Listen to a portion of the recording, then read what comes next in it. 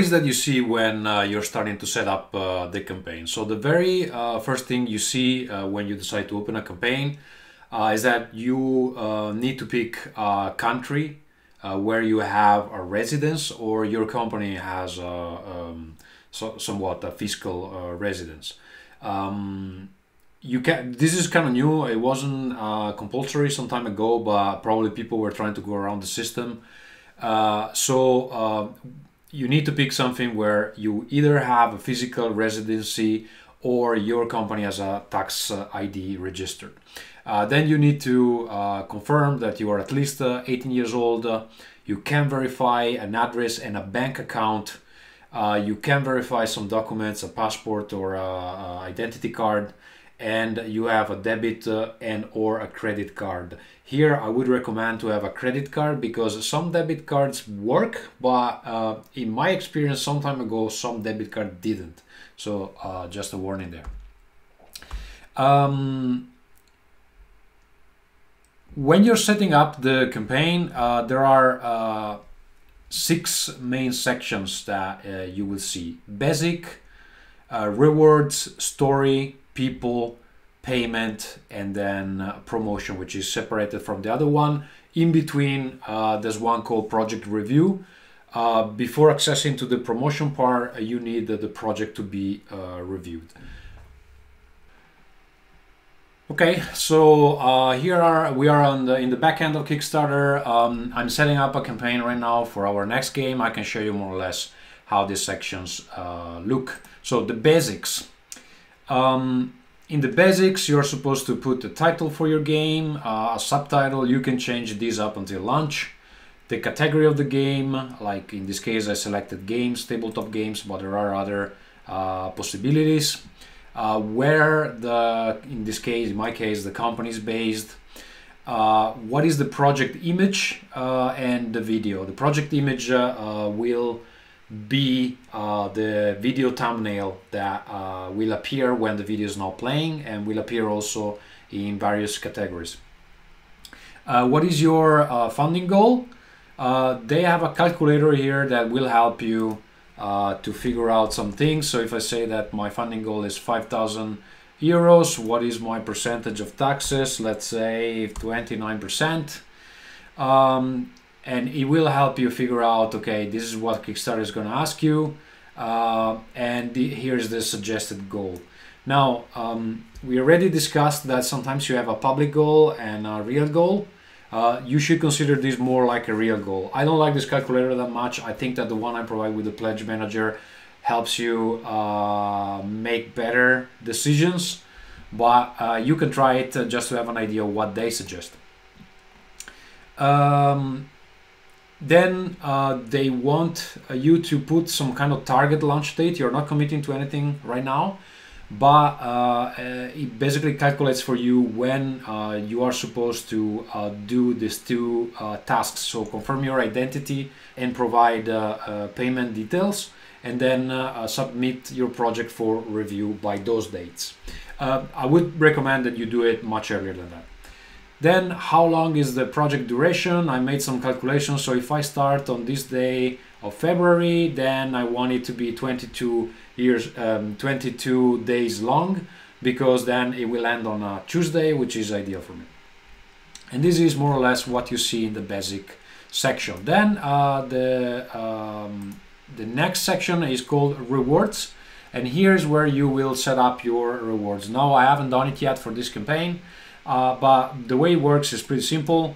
Click new reward, you give a title, you set an amount, what's included in this reward. We're talking about the tiers here that people see on the right. When do you plan to ship this reward, and what items are included? So items are like rewards are what we called so far the tiers, and the items are what's actually inside each tier.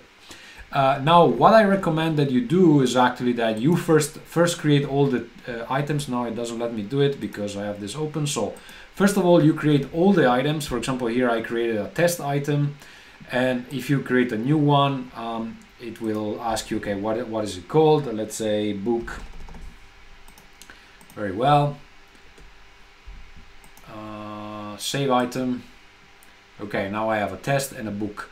When I go on the reward tiers, new reward, and I select what's inside the reward, let me see, items, new item, choose one. It lets you pick those that you already created. So what I recommend that you do is first create all the items and then create all the rewards. Is much easier than that. Otherwise you have to create them step by step. Every time you create a new reward, it's gonna take longer. So just do it the other way around. Then you can pick here if you want the quantity of that tier to be unlimited or limited. If you pick limited, you can select how many are gonna be available before that tier doesn't become pledgeable anymore, or you can put a time limit, meaning that for example you can specify an end date and time, or you can pick like start on campaign launch instead. So when the campaign launches, this is gonna be available, but then you can put an end date. For example, you want it to last only for the first 2 days, then you put here the end date. You need to have a clear idea when your things start and end, otherwise you're gonna mess this up. But in theory, this is how you do it. And then, well, this section add-ons means like you cannot really compile it unless you have created the add-ons first. I created one that is called test add-on here. It looks more or less like any other item, and you can add them to the tiers. But as I mentioned before, I don't love the way Kickstarter does add-ons. So you can experiment with them, but they appear after people have pledged. They don't have a picture. It's a bit hard to sell them that way, in my opinion. However, you can combine selling them on Kickstarter and then suggest them again. For example, if you have pledge manager like Backend. Then the story is the main part of the campaign. This is all you have, is basically an HTML field, and here you write what is your campaign about, add all the pictures, etc. This is super buggy, and there's a character limit 35,000, but it becomes buggy because at some point it will count 35,000 even if you know that you have less, and I'm not sure why. It hasn't been fixed in years. I don't know why they do it this way. When you need to add a picture, you do it this way, and when you need to add a video, you do it this way. It's pretty straightforward. With some browser, it has issues. For example, on Safari, every time you add a picture, even if it's at the very bottom of the campaign, it brings you back to the top. It doesn't sound like a big issue, but when you have a long campaign or you need to add a lot of pictures, it makes your life miserable. So yeah, this is what it is. And then there's another section which is separated from the body of the campaign. It doesn't count in the 35,000 characters. It's called Risk and Challenges, where you are supposed to be very honest about what the problem with your campaign could be and how you're planning to address them. And then since a couple of years, they also have this other section called Environmental Commitments, where you, if your product, if your game is produced in a way that is environmentally friendly, you can mark these boxes here. For example, you say, okay, the factory that I'm gonna use has some certification. And well, you will find out that some people actually do care about that, and that they're more likely to pledge if you have something like that. Of course, don't claim false things. If nothing you're doing is environmentally friendly, don't mark those things and pretend that they are. In the people section, there's going to be the profile that is owning the campaign. You can edit it. You can have a vanity URL. I created it already for the Word Anvil. And then you can add your collaborators. Now, a funny thing here is that I never realized it because I always have at least one collaborator. But one of my clients that is setting up a campaign told me that unless you put somebody there, it doesn't let you verify the campaign. And I don't know why having a collaborator is compulsory. It doesn't make any sense, but apparently you need to put someone else there. So if you have no one else, just put yourself with a different email if you have that. Otherwise, ask a friend to be your collaborator, because if you don't have a collaborator here, it doesn't let you continue. And then there's the tricky part. This is the payment. This is the most dreaded section. because according to what you select here, who is receiving the funds, they will ask you different documents. This takes a few days to verify.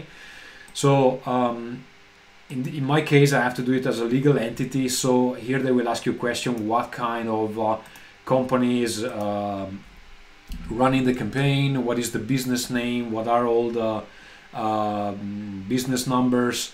And then once you send this forward, they will ask you, for example, all the documents of the board of directors. So there's a lot of documents you need to provide, and they will check them. And unless they are legit, you will not be allowed to launch the campaign. So know that you need to have all this documentation in order before proceeding. I cannot even show you the sections. Like here's where they will ask you the either the company documents or your personal documents. Also, they don't carry over from one campaign to the other, so you will have to do this every time. I don't know why, even though the company maybe there's been no changes, you still have to do it all over. And then after this is done, you can put your bank account here, make super sure that it's correct, because once it's wrong, you cannot fix it. So you don't want that a campaign launches with the wrong bank account here, because I don't know what happens if there's a wrong bank account here. You cannot fix it. And then here they will ask you to put a credit or debit card that they will use in an event of a chargeback, which is that if you have to refund backers for any reason, they will take money from there. It never happens, but they need a credit card there. So that's also something you need. And then the promotion tab, you cannot do it before all the other sections have been completed. Then you send it for review. After a couple of days stop, if everything is fine, the campaign will be approved. And at this point, you can generate a URL with the bookmark for the campaign. What I do to accelerate this process is put all the basic information here, create a story, like put a draft here, put some draft images, make it look like it's kind of a legit campaign, but not done super well. It doesn't matter, because what you want is that send it forward for approval. After approval, you can continue to edit it. So all the details, all the embellishment, everything you can do after the approval. I think the approval means that they just want to make sure that you're not selling something illegal. And then the thing is that after the approval, you'll be able to generate a URL here, which is what you want to share with the people that are interested in your game, because you want them to bookmark the campaign. So create just a draft campaign that is good enough for the approval. It doesn't have to be complete. It doesn't have to have all the final images. It doesn't have to have the final video even. Just make them, show them that you're actually making a game. Send it forward for approval, creates some rewards. They don't need to be the final ones. You can change them. And then, so you can unlock this tab, because it's super important. And then the last thing you can put is tracking ID from Google Analytics. And I have to say that right now Google has changed the way it's tracking stuff to get this universal tracking ID number. You need to do some magic.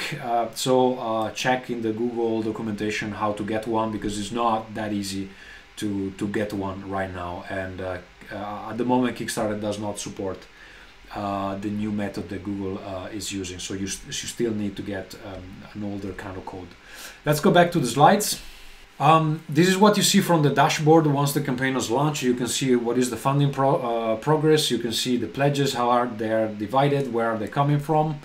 I think we saw this already. An extra thing that you see after the campaign is launched is that how many project followers there are. These total is the sum of all the people that put the bookmark plus all the people that put the little heart once the campaign has launched. The people that put the little heart once the campaign has launched, they basically save the campaign, and they will receive a notification 48 and 8 hours before the end of the campaign. Out of this amount of people that put the bookmark, how many did you manage to convert? So you can see that, for example, I managed to convert 788 of these 3,325. but my campaign has 1,900 backers, so it means that all those that are missing, 1,100 almost, actually a bit more, they came from somewhere else. They were people that did not put the bookmark here. So this is my conversion rate, 23. It's pretty good for this amount of potential backers. How many plays the video had? Of course, this counts only on Kickstarter. I also have the video on YouTube, and those are counted differently. And then the last thing we're going to see in this lesson is that these charts, it will show you what is the reward, the popularity. Luckily for me, the most expensive reward was the most popular. And you can also see the activity of backers. So you can see who has pledged, who has adjusted pledge. For example, this person, initially they backed 85 euros, then they went back to 30 for any reason. I'm not sure why. Maybe they didn't want to pay the shipping expenses, or they had some other financial issue. So they went back to the digital version of the game. You can see from the everything tab, you can see even people that cancel their pledge.